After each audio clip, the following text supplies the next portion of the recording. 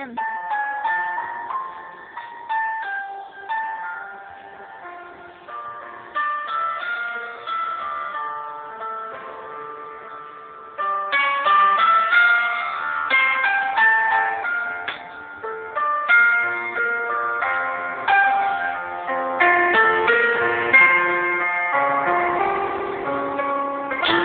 Khi anh vuốt tóc em dịu dàng, yêu anh khi anh nắm đôi tay em,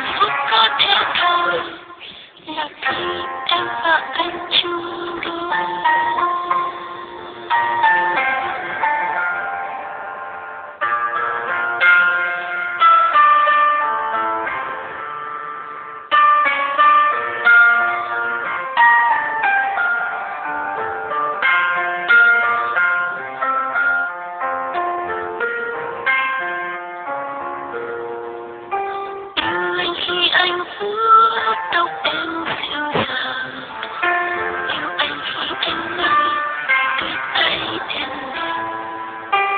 yêu anh khi anh nắm dịu dàng, anh không có em,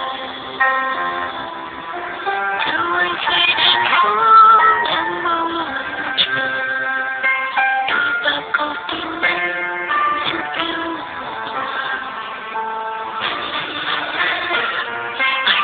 Có thể thôi là khi em và anh chung đôi.